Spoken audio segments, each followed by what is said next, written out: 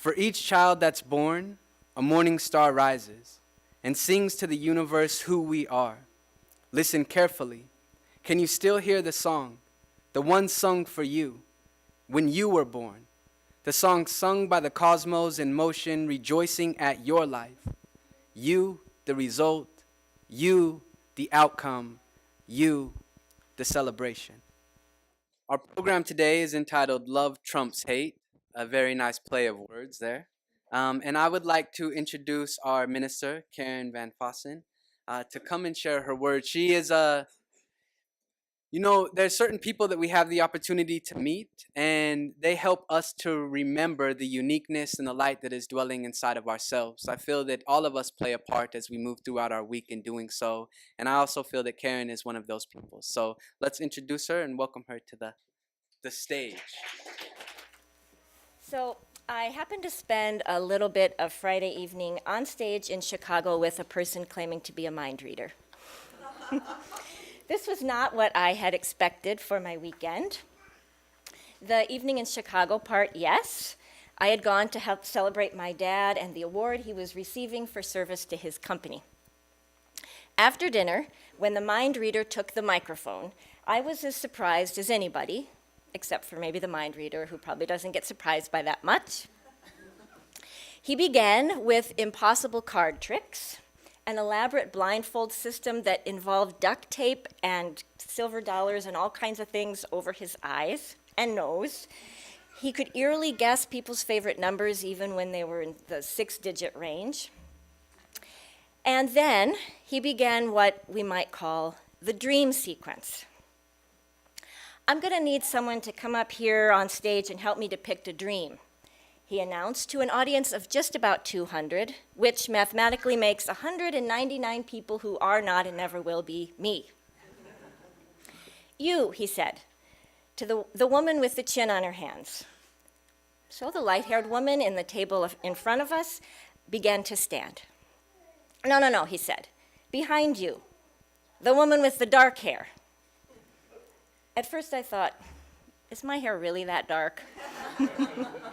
And is my chin really on my hands? And how does any one person identify somebody else as a woman anyway? So to tell you the truth, I didn't really want it to be me. I mean, who did this guy think he was?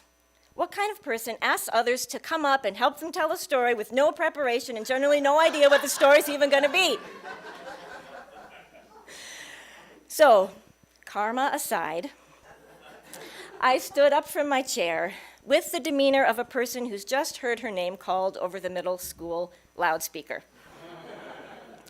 One slow foot in front of the other, I trudged to the stage, from carpet to stairs to the spot just to the right of the mind reader.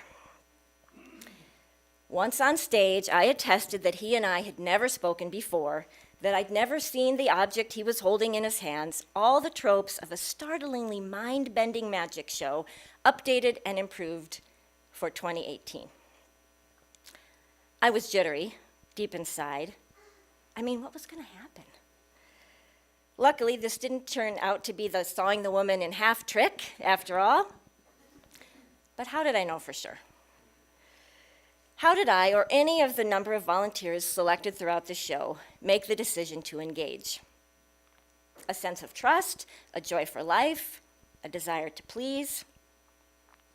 James Gustafson, not the name of the mind reader, but of a religious ethicist, would say that it all depends on our character, who we are long before the moment when we choose to, for instance, get up on stage. Who we are, he would say, determines the choices we make, such that sometimes for the big decisions, we don't even need to deliberate.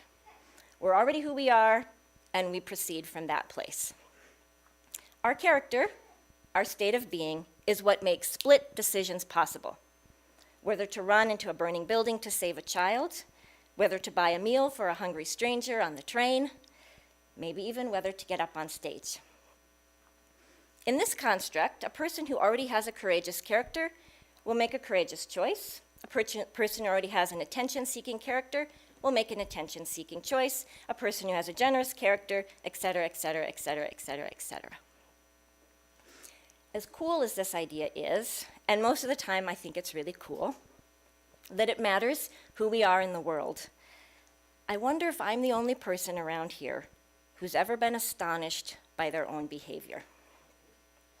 I wonder if you've ever done anything out of character. It's fun to read your faces, but I won't tell. Have you ever looked at your own conduct and felt surprised? What's gotten into me? So I remember, as a child who loved mysteries, I was always floored by the certainty with which Miss Marple and the rest could interpret human behavior. The suspect was scared of such and such, so he would have run this way. The suspect was motivated by such and such, so she would have gone that way. As a child, I told my mom, I sometimes made decisions based on I didn't even know what. If even I couldn't trace my logic, a detective would never find me. As any social scientist I've known would say, we are much more able to predict the behavior of groupings of human beings than one particular human being. Unitarian Universalists at large say, rather than one particular Unitarian Universalist. Market analysts can more accurately predict who my particular demographic is likely to vote for than who I personally will vote for. Why is this? Why can one human being be so unpredictable? Why can't we know for sure what someone is going to do, or better yet, who they might yet be? Because there's always a chance that any one human being will make a different choice. There's always a chance that the person who hasn't made a good choice in the past will make a good choice in the future.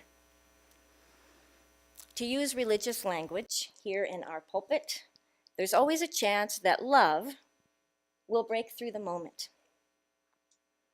I think this is why I got up on that stage. I trusted that something wonderful could happen. And why not? Haven't we all been surprised by our own choice at least once in the past? Even delighted? My brother, who I got to see at this special extravaganza for my dad, my brother used to love choose your own adventure books. Is anybody familiar with these? Yeah, I got one out and my mom and my brother and I all had to go around at lunch. Anyway, so he used to love choose your own adventure books. Beware and warning, one of them begins. You, and capitalized you alone, are in charge of what happens in this story. There are dangers, choices, adventures, and consequences. The wrong decision could end in disaster, even death. The choices you make will determine a major part of your future. Try to choose wisely. Then right away, it's time to choose where to travel. If you choose the planet Kenda in the galaxy Pintum, turn to page 3. If you choose the planet Croyd in the galaxy Uphus, turn to page 4. My brother could read those books time and time again and make different choices every time. Of course, he had character, his own particular identity, but even at that, when his needs varied, his choices varied.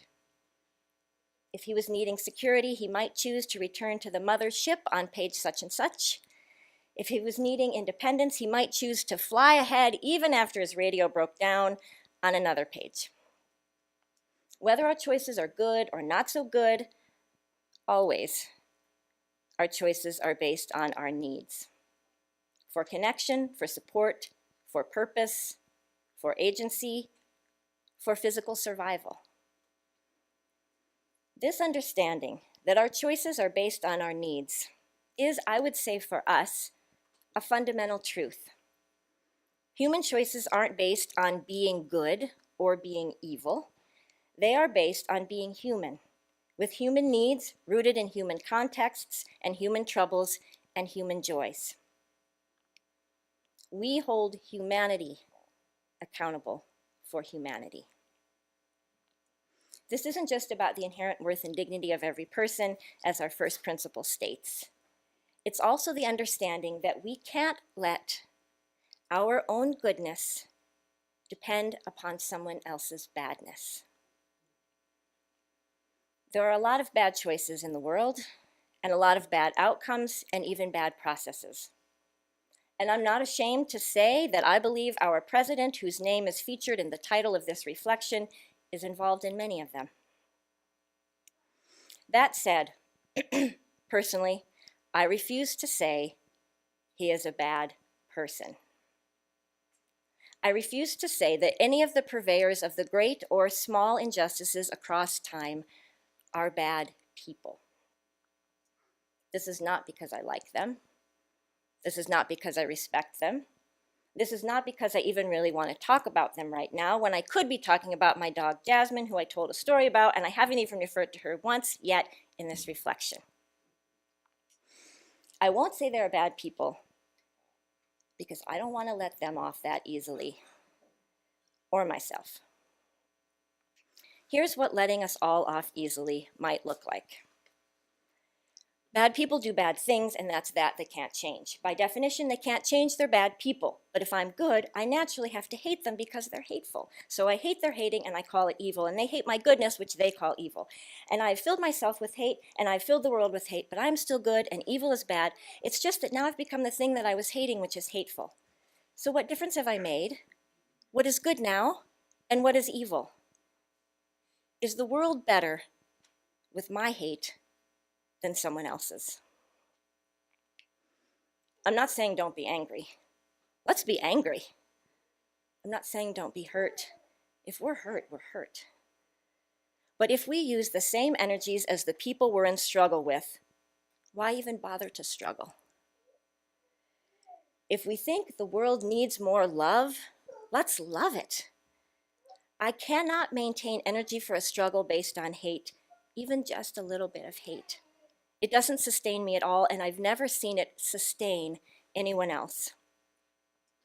How many revolutions have manifested in governments similar to the ones that were overthrown, but with different names of rulers? We have to tell the truth as we see it. We have to call out injustice to ourselves, to ones we love, to our planet. But if I hate someone else for having so much hatred, how am I helping the cause of love and liberation? I hope we can struggle for the earth because we love the earth. Struggle for humanity because we love humanity. Struggle for love because we love love.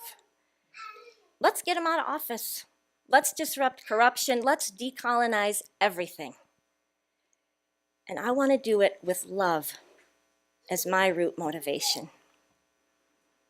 When we actually get him out, when we upend corruption, when we no longer live as colonized and colonizing people, let's have something to live for. Let's make the way we live now the practice for those times. Sometimes what we love can come bolting across the horizon like that dog who knows our soul.